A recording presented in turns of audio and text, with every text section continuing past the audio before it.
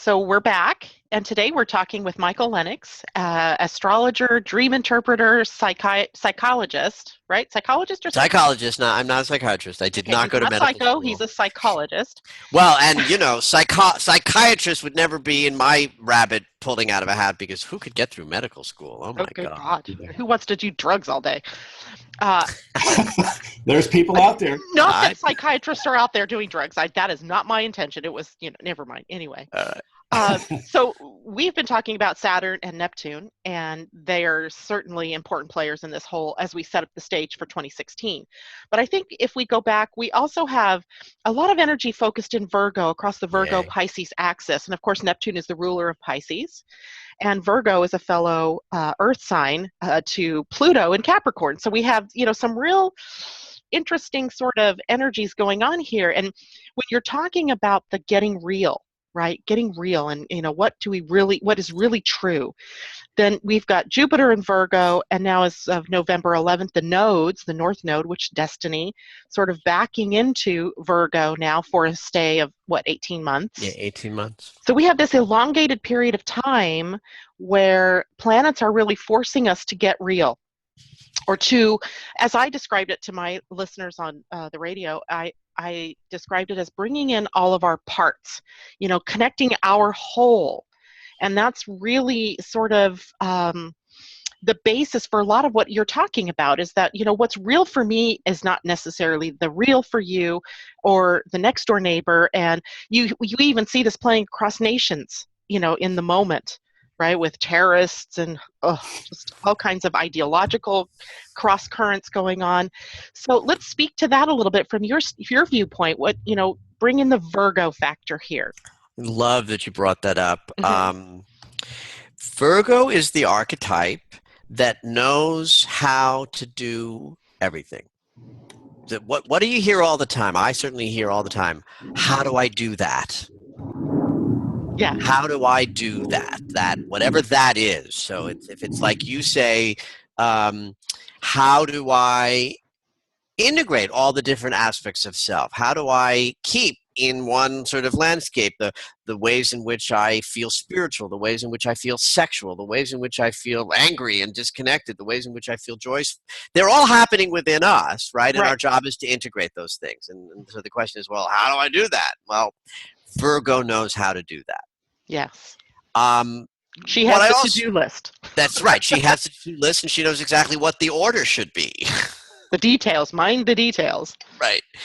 Now, I'm fond of saying a particular prayer that I do and speak and teach to people, which is something like, I do not know how to do XYZ, but I know that some part of me does.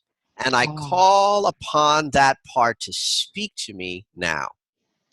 I And love that. I believe this with every fiber of my being, that we are much greater in the unconscious version of self than the conscious version of self. And that I don't know how to do X, Y, and Z. I don't know how to do anything, but I know the part of me does. I don't know how to help people. It's my job to help people, but I don't know how to do it. I do therapy with a handful of clients, and I often sit on the other side, and God knows they don't want to know that I'm thinking this, but I'm listening and I'm thinking to myself, wow, I do not know how to help this person. But then do you notice that once you open your mouth and start talking, Yes, that that's part the of you that knows, process. yeah, I don't have to know. I'm right, good at what I do because I know this. I'm good at what I do because I don't pretend to know. I know that I'm not doing the speaking. In fact, if I do an astrological reading, I sometimes will tell somebody after I've paused for a while, because sometimes people get nervous when you pause, and I let them know I'm pausing because I don't know what to say, and that's a good thing. I'm waiting to be inspired to speak because I don't know, but a part of me does. And Virgo, as an archetype, is the part of me that knows. right. And people get a little stuck in astrology because they get so locked into, well, I'm a Leo, I'm a Pisces, I'm a Capricorn, and that's not astrology. That's entertainment. Like, that's the sun sign might be what you're identifying with, and that's one archetype in astrology.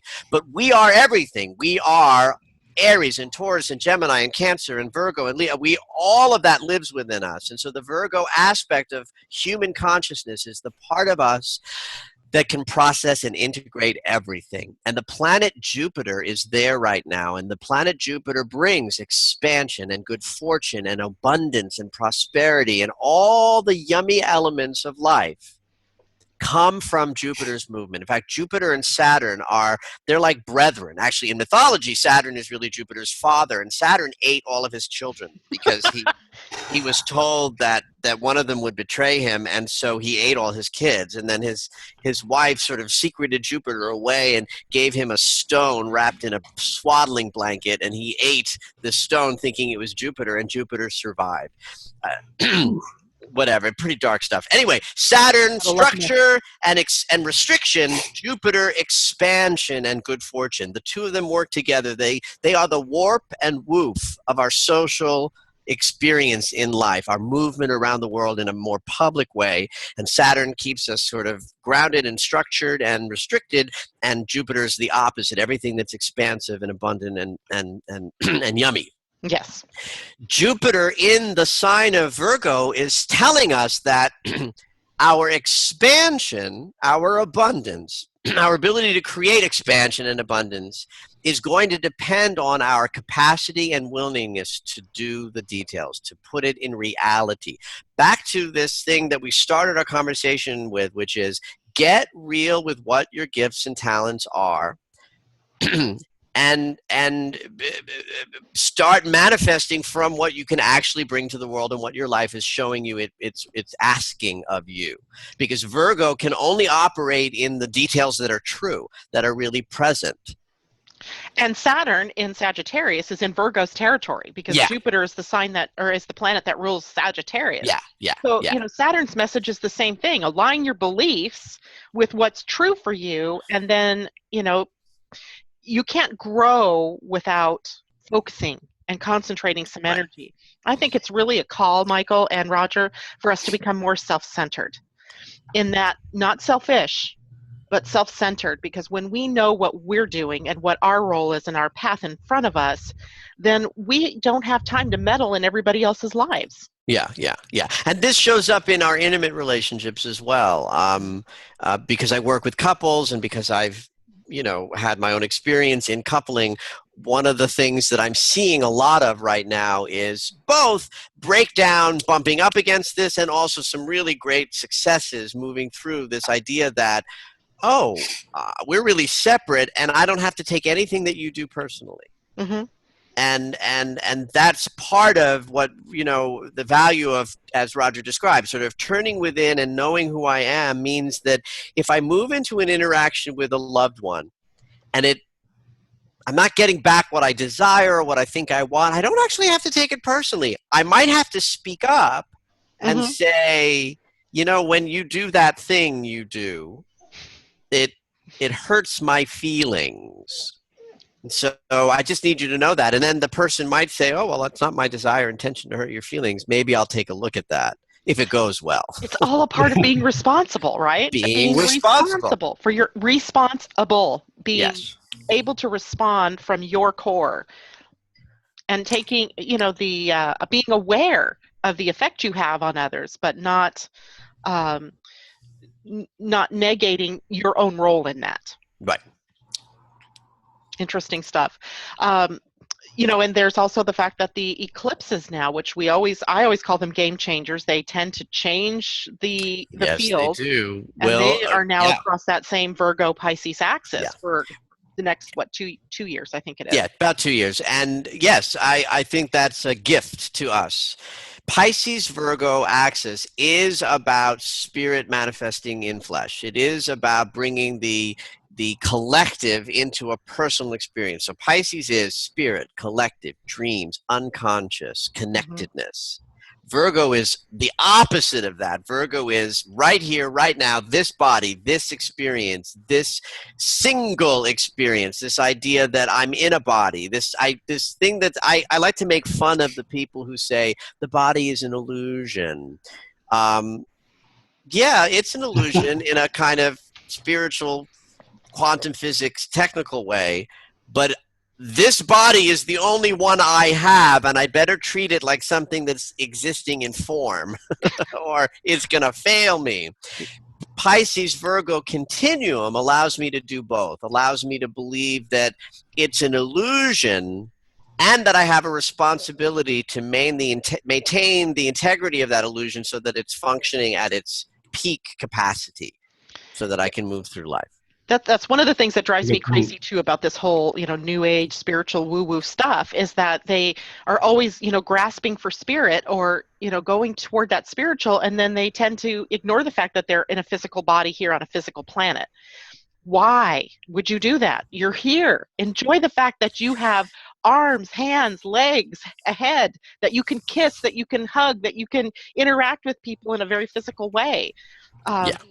Bring your spirit into your body. I think that's Yeah. kind of one of the bigger messages. Yeah, but Janet, that's just not a new age woo woo perspective. I mean, if you look at all the like the Western religions, especially like I grew up a Catholic, right? But Christianity is all about the afterlife, right? You're just here. You're just here temporary till you get to heaven, and then you'll become like perfect and enlightened and full of light and all that stuff. As in, it's a punishment to be here in the physical plane. Yeah, so there's that underlying current that's part of the illusion. Which, by the way,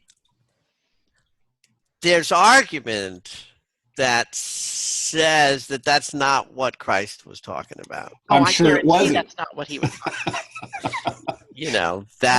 Let's not get into the deep. Yeah. Okay. Yeah. Let's not go there. Let's go. He'll come back to astrology. Yeah, because Pisces is the Christ consciousness. Yeah.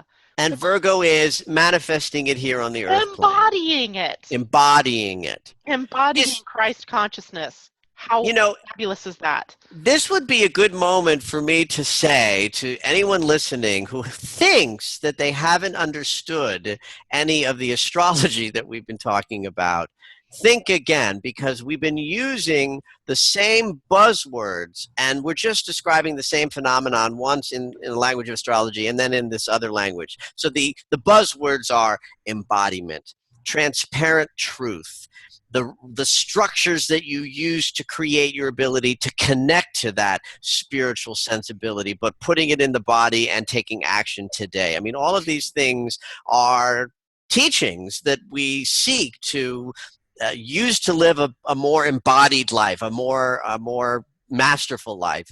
And it's just that the astrology piece of it says we're gonna hit a lot of walls if we're not doing it this year. Yeah, I agree. Saturn will kick your butt if you're not working with a spiritual practice. And in the world, in the outer world, we see this clash of ideologies going on, and that's rolled up, I think, too, in this. I was thinking back to the last time Saturn was in Sagittarius, which would have been about the mid-80s, 85, I think, to 87, maybe 84 to 87. And there was a lot, we may have set the stage then for some of the experiences we're having now in the physical world.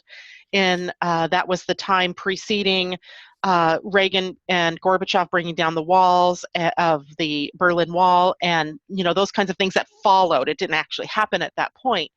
But there was a lot of ideological type of things going on then as well.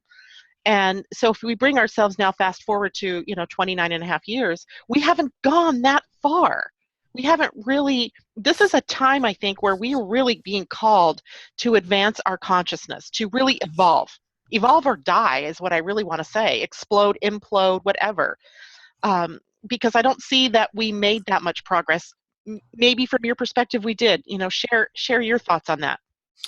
Well, I think when you say what you've just said and sort of pose the question, what comes up for me is the importance of the individual personal work is, now this is because I answer it this way because this is my personal vision. I know what I'm here to bring. I am here to bring inspiration and assistance to people doing the individual work of calming and ending the wars that they're having inside themselves between their own judgments and Bingo, opinion bingo. and pain. And so, yeah, if you look on the outside world for the evidence, we've failed. I think that we are in challenge on the interior landscape, but I think that, so you ask the question and I say, yeah, turn within. Go within. Back to Go within. Roger's. Go within. What was it, Roger? Meditate, physicate, and communicate.